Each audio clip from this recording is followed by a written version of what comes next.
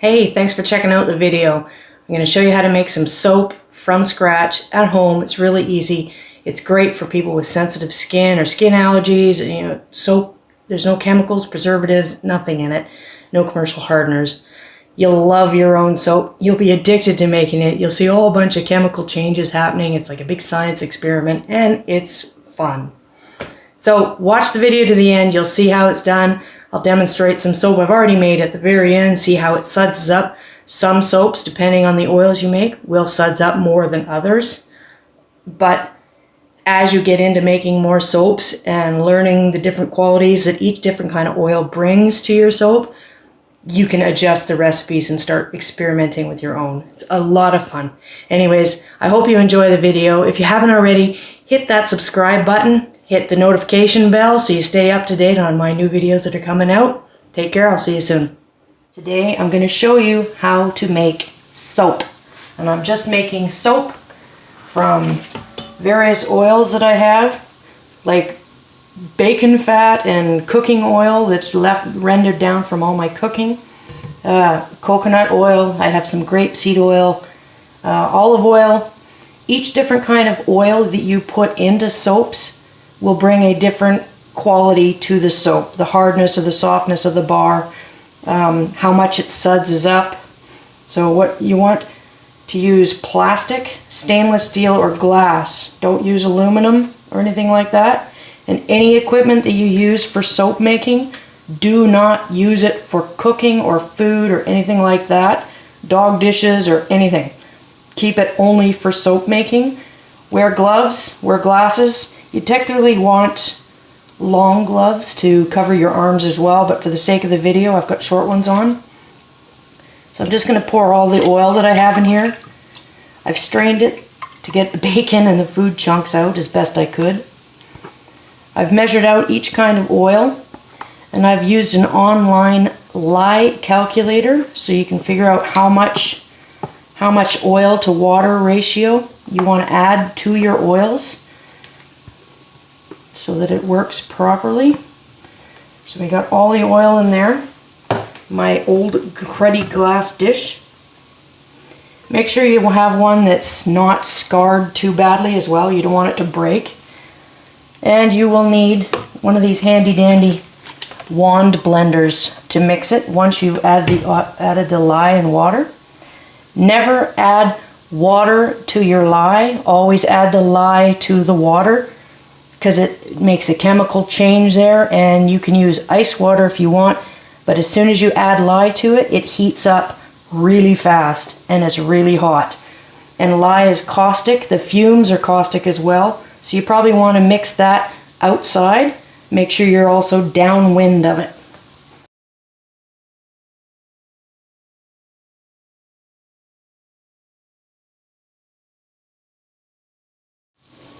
So basically your equipment that you need is a glass mixing bowl like this. You need your wand blender like this. A stainless steel bowl to mix your lye and water. You want to choose whichever oils that you'd like in the soap. You can look it up online as to which oil brings which quality.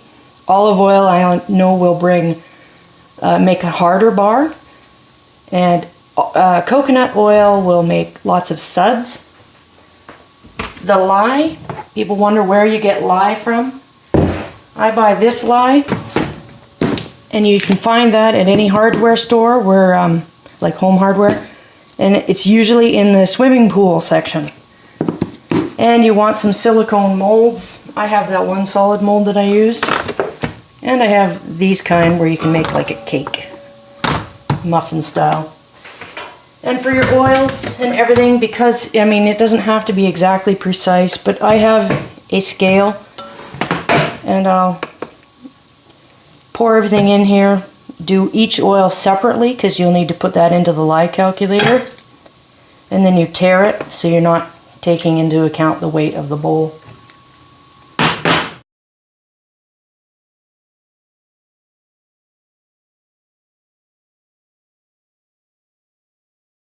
And here's my lye. So I'm going to go outside, add the lye to the water, and let it dissolve, stir it.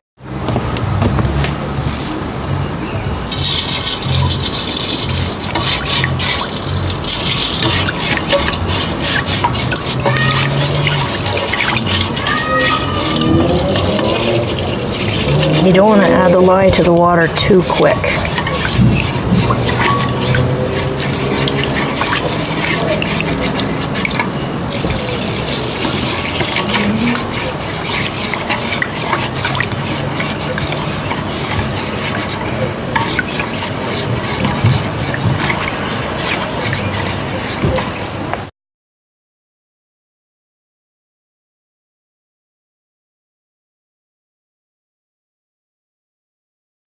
Okay, the lye is dissolved pretty much. Any possible fumes that would come off it have come off it. I'll go back in-house. So now we've got our lye and water mixture, which you would add to all your mixes of oils. And ooh, like this is really hot. That's why I do this in the stainless steel, because a glass one might break. This is where you'd have your wand blender handy. And make sure, just try really hard not to splash, because this stuff will make the oil hot as well. So I'll just slowly pour this in and get the blender ready.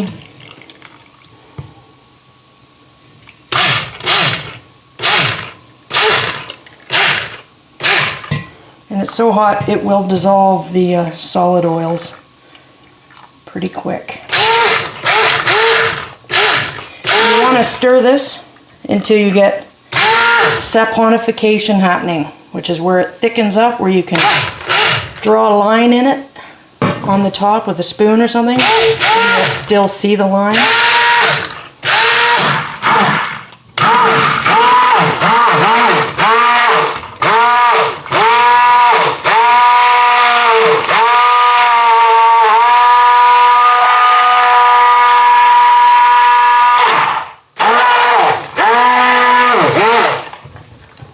See, it's already coming to saponification, so you want to work things quick here. Otherwise you'll just have a big bowl of soap. I use silicone molds, that way it's easy to get out when it's finished. You start pouring it in there.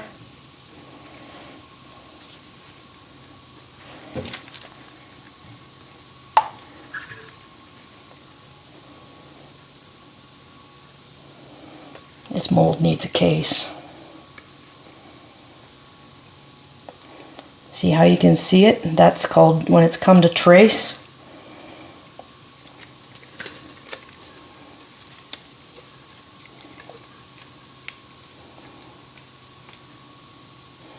And what I will do, because this mold is so floppy, I'll just put it against the wall and I'll weight it on the sides.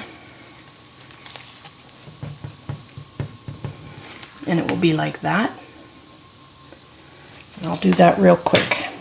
And then you let it cool. It'll take about 12 hours, 24 hours, whichever you can take it out, and then you can cut it and slice it.